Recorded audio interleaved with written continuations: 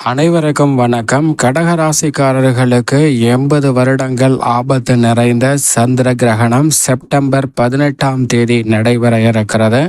பொதுவாகவே ராசியின் அதிபதியான சந்திரனுக்கு பகை கிரகமாக இருக்கக்கூடிய ராகுவின் பழிவாங்கல் நிகழ்வாக தான் இந்த சந்திர கிரகணமானது நடைபெறுகிறது. ராசியின் அதிபதியான சந்திரனின் மீது பூமியின் நிழல் பதியக்கூடிய இந்த வேளையில் ராகு வலுவிழந்து காணப்படும் போது பல்வேறு வகையான சிரமங்கள் நிச்சயமாக விலகும். ஆனால் அதே சமயம் வலுவாக சஞ்சரிக்கிறார் 9ஆம் இடமான பாக்கியஸ்தானத்தில் கடகராசிக்காரர்களுக்கு.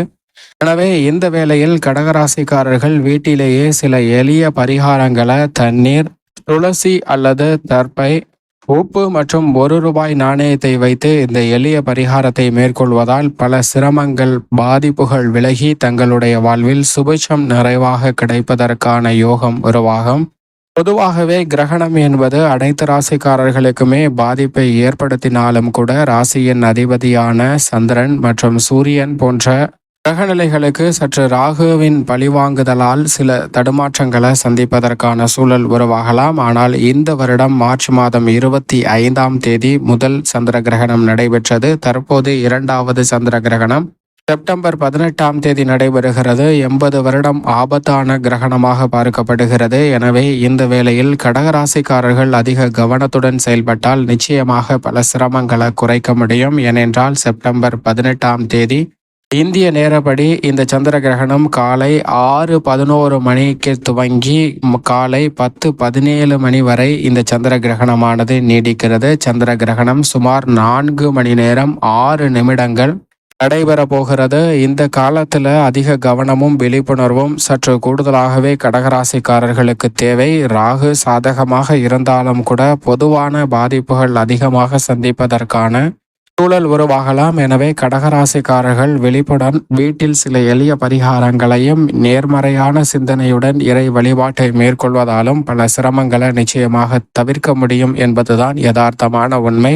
இந்த சந்திர கிரகணத்தை தமிழ்நாட்டில் பார்க்க முடியாது, தென்னிந்தியாவில் பார்க்க இயலாது, வட இந்தியாவில் சில பகுதிகளிலும், வட அமெரிக்கா, ஐரோப்பியா போன்ற பகுதிகளிலும் இந்த சந்திர கிரகணத்தை பார்க்க முடியும். பெரும்பாலும் சூரிய கிரகணம் என்றும் சந்திர கிரகணம் என்றும் எவை அழைக்கப்படுகிறது என்று பார்க்கும்போது சூரியன், சந்திரன் மற்றும் பூமி ஆகிய மூன்றும் ஒரே நேர்கோட்டில் வரும்போது சந்திரனின் நிழல் பூமியின் மீது பதிவது சூரிய கிரகணம் என்று அழைக்கப்படுகிறது. அதே போன்று சூரியன், பூமி, சந்திரன் ஆகிய மூன்றும் ஒரே நேர்கோட்டில் வரும்போது பூமியினுடைய நிழல் சந்திரனின் மீது படிவது சந்திர கிரகணம் என்று அழைக்கப்படுகிறது. இந்த சந்திர கிரகணத்தின் போது சற்று கூடுதல் கவனமும் விழிப்புணர்வும் மிக முக்கியமாக தேவை. ஏனென்றால் பொதுவாகவே சில பாதிப்புகளை அதிகமாக கிரகணம் ஏற்படுத்துவதற்கான வாய்ப்பு உள்ளது என்பதுதான் யதார்த்தமான உண்மை.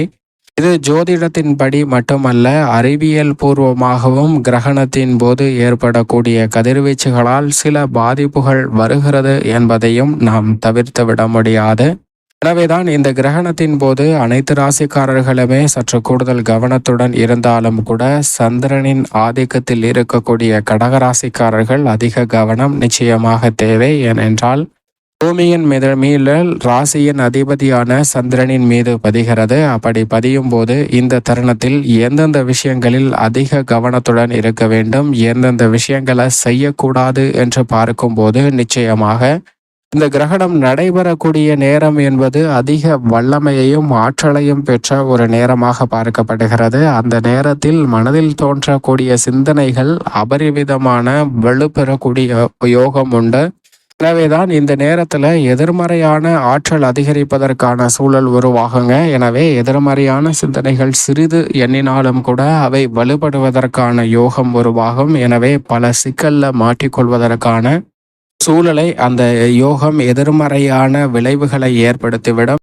எனவேதான் இந்த வேளையில் எதிர்மறையான சிந்தனைகளை நிச்சயமாக தவிர்க்க வேண்டும். ஆக்கப்பூர்வமான நேர்மறையான சிந்தனைகளுடன் அனைத்து விதமான பணிகளையும் அணுகுவது நிச்சயமாக நல்ல மாற்றத்தை பெற்றுத்தரும். இல்லையென்றால் எதிர்பாராத பல்வேறு வகையான சிரமங்களையும் தடைகளையும் சந்திப்பதற்கான சூழல் உருவாகலாம். எனவே எதிர்மறையான எண்ணங்களை தவிர்த்து நேர்மறையான எண்ணங்களை இந்த தருணத்தில் நிச்சயமாக எண்ண வேண்டும். உணவு சமைக்கக்கூடாது, காய்கறிகள் நறுக்குதல் போன்ற நிகழ்வுகளை நிச்சயம் மேற்கொள்ளக்கூடாது. அதனால் கிரகணத்தினால் சில பாதிப்புகளை சந்திப்பதற்கான சூழல் உண்டு. உணவு சாப்பிடுவதோ தண்ணீர் அருந்துவதோ போன்றவற்றை மேற்கொள்ள வேண்டாங்க. அதனால் சில பாதிப்புகளை சந்திப்பதற்கான சூழலும் உருவாகலாம். கிரகணத்தின் போது பயணங்களை மேற்கொள்வதையும் நிச்சயமாக தவிர்க்க வேண்டும். பயணங்களால் சில அலைச்சல்களை அதிகமாக சந்திப்பதற்கான வாய்ப்பு உண்டு. அப்படி தவிர்க்க முடியாத பயணத்தை மேற்கொண்டே ஆக வேண்டும் என்ற கட்டாயத்தில் இருக்கக்கூடிய கடகராசிக்காரர்கள் கிரகணத்தின் பாதிப்பை குறைக்கக்கூடிய பொருட்களை உடன் எடுத்து செல்வதால் நிச்சயமாக சில நல்ல மாறுதல்கள் கிடைப்பதற்கான யோகம் உருவாகும். அதைவிட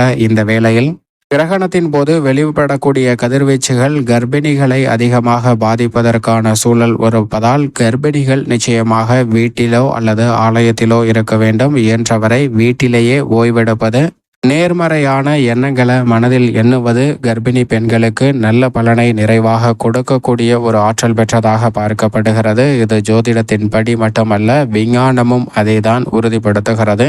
எனவே இந்த வேளையில் கர்ப்பிணி பெண்கள் சற்று கூடுதல் கவனத்துடனும் விழிப்புணர்வுடனும் இருப்பது நல்லது. அதே போன்று இந்த கிரகணம் நடைபெறக்கூடிய நேரத்தில் கூர்மையான பொருட்களை பயன்படுத்தி செய்யக்கூடிய வேலைகளை நிச்சயமாக தவிர்க்க வேண்டும்.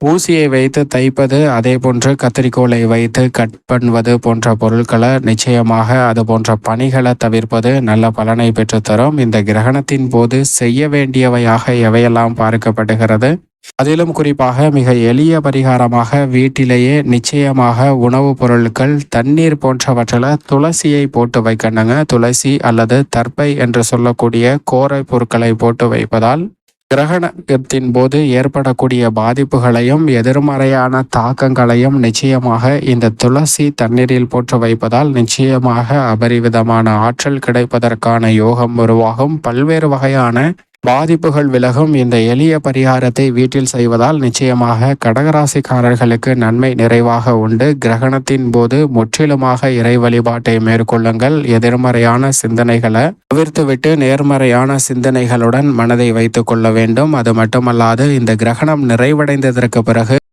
வெள்ளை வடிவ பொருட்களை தானமாக கொடுக்கலாம். அப்படி தானமாக கொடுப்பதால் தங்களுடைய வாழ்வில் கிரகண பாதிப்புகளும் தோஷங்களும் நீங்கி நல்ல முன்னேற்றமும் சுபிட்சமும் நிறைவாக கிடைக்கும்.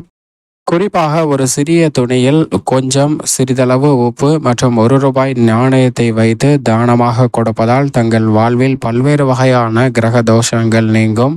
அதேபோன்று அரிசி, நல்லெண்ணெயால் சமைத்த உணவுப் பொருட்களையும் கிரகணம் நிறைவடைந்ததற்கு பிறகு தியானமாக கொடுக்கலாம். தானமாக கொடுப்பதால் பல்வேறு வகையான சங்கடங்கள் நீங்கி மகிழ்ச்சியும் மனநிறைவும் நிச்சயமாக கடகராசிக்காரர்களுக்கு நிறைவாக பெறுவதற்கான யோகம் நிச்சயமாக கிடைக்கும். கிரகணத்தின் போது நிச்சயமாக இறை வழிபாட்டையும் நேர்மறையான சிந்தனைகளையும் மனதில் கொண்டால் அபசு பலன்கள் குறையும், நல்ல பலன்கள் நிறைவாக கிடைப்பதற்கான யோகம் உருவாகும். ராகுவும் பாக்கியத்தில் இருப்பதால் பெரிய அளவிலான சிரமங்கள் இந்த தருணத்தில், அதிலும் குறிப்பாக 80 வருடம் ஆபத்தான சந்திர கிரகணத்தில் இருந்து பாதிப்புகள் விலகி நன்மை நிறைவாக கிடைக்கும் கடகராசிக்காரர்களுக்கு.